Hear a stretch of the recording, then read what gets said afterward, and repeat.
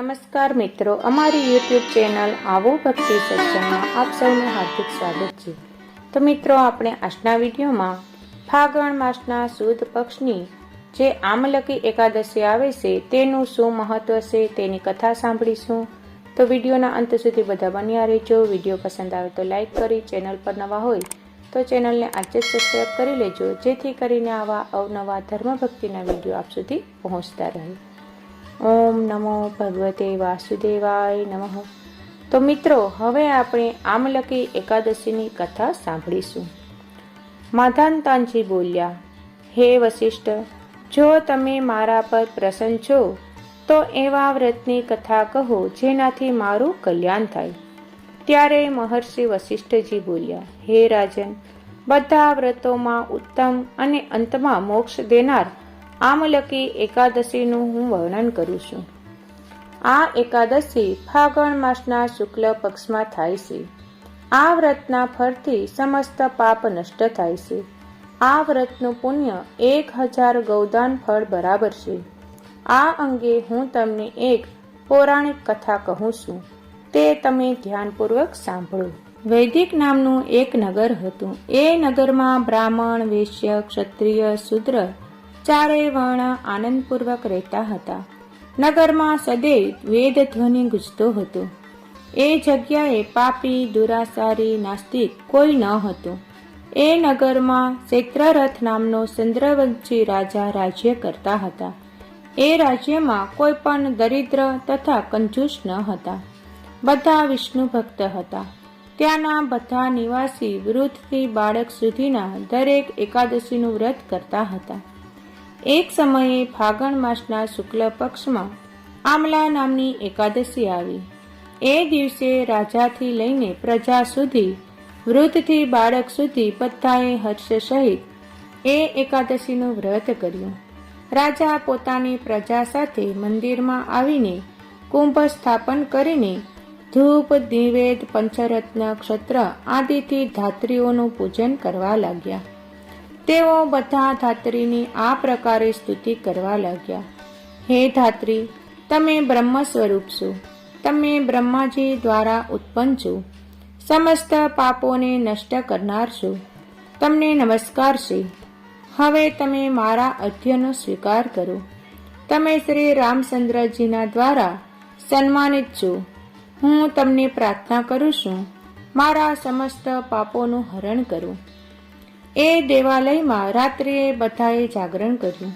રાત્રિના એ સમયે એક શિકારી ત્યાં આવ્યો. તે મહાપાપી તથા દુરાચારી હતો. પોતાના કુટુંબનું ભરણ પોષણ તે જીવહિંસાથી કરતો હતો. તે ભૂખ તરસથી અત્યંત વ્યાકુળ હતો. થોડું ભોજન મળવાની ઈચ્છાથી મંદિરના એક ખૂણામાં તે બેસી ગયો. તે જગ્યાએ બેસીને તે વિષ્ણુ ભગવાનની કથા તથા એકાદશીનું મહાત્મય સાંભળવા લાગ્યો. આ રીતે શિકારીએ આખી રાત અન્ય લોકોની સાથે જાગરણ કરી વિતાવી. પ્રાતઃકાળ થતાં બધા પોતપોતાના ઘરે ગયા. થોડા સમય વીતતા તે શિકારીનું મૃત્યુ થયું. તેઓ આમલકી એકાદશીના વ્રત અને જાગરણના પ્રભાવથી એક રાજાને ત્યાં જન્મ થયો. તેનું નામ બસુરથ રાખ્યું. મોટો થયો ત્યારે તે ચતુરંગની સેના સહિત ધન ધાન્યથી યુક્ત થઈને 1,000 ગ્રામોનું પાલન કરવા લાગ્યું.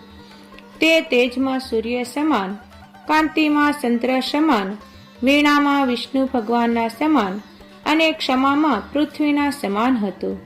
તે અત્યંત ધાર્મિક, સત્યવાદી, કર્મવીર અને વિષ્ણુ ભક્ત હતો. તે પ્રજાનું સમાન ભાવથી પાલન કરતો હતો. તે સદૈવ યજ્ઞ કરતો હતો. દાન આપવું તેનું નિત્ય કર્તવ્ય હતું. એક દિવસ રાજા શિકાર કરવા વનમાં ગયા. તે વનમાં રસ્તો ભૂલી ગયા. તે દિશા જ્ઞાન ન હોવાને કારણે તેને વનમાં વૃક્ષ નીચે સૂઈ ગયા. એ સમયે ડાકુ ત્યાં આવ્યા અને રાજાને એકલા જોઈને મારો મારો કહીને તૂટી પડ્યા. તે ડાકુઓ કહેવા લાગ્યા કે આ દુષ્ટ રાજાએ અમારા માતા, પિતા, પુત્ર, પૌત્ર આદિ સંબંધીઓને માર્યા છે તથા દેશ નિકાલ કર્યા છે. તેથી આને હવે અવશ્ય મારવો જોઈએ. આવું કહીને તે ડાકુઓ રાજાને મારવા લાગ્યા અને તેના પર અસ્ત્ર શસ્ત્રોનો પ્રહાર કરવા લાગ્યા. તે શસ્ત્ર રાજાના શરીર પર પડતા જ નષ્ટ થઈ જતા.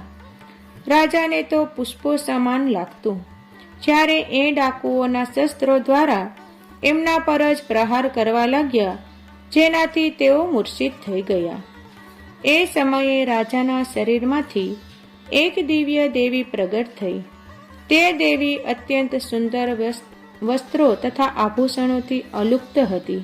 તેની આંખમાંથી લાલ લાલ અગ્નિ નીકળતો હતો. તે સમયે તે કાળના સમાન પ્રતીત થતી હતી.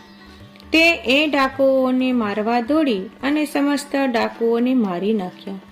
જ્યારે રાજા જાગ્યા ત્યારે એ ડાકુઓને મરેલા જોઈને વિચારવા લાગ્યા કે આ શત્રુઓને કોણે માર્યા? આ વનમાં મારા પર કોણ હર્ષિત છે? જ્યારે રાજા આવો વિચાર કરતો હતો ત્યારે આકાશવાણી થઈ કે હે રાજન, આ સંસારમાં વિષ્ણુ ભગવાનના સિવાય તારી કોણ રક્ષા કરી શકે? રાજા પોતાના નગરમાં પાછો ફર્યો અને સુખપૂર્વક રાજ્ય કરવા લાગ્યો. મહર્ષિ વશિષ્ઠ બોલ્યા, હે રાજન, આ બધો આમલકી એકાદશીના વ્રતનો પ્રભાવ હતો. જે લોકો આ એકાદશીનું વ્રત કરે છે તથા કથા સાંભળે છે તેના સમસ્ત પાપો નષ્ટ થાય છે. તો મિત્રો, આ વિડીયોમાં આપણે આમલકી એકાદશીની કથા સાંભળી. વિડીયો પસંદ આવ્યો હોય તો લાઈક કરજો. હવે નવા વિડીયો સાથે મળીશું. ત્યાં સુધી સૌને જય સિયારામ, જય શ્રી કૃષ્ણ.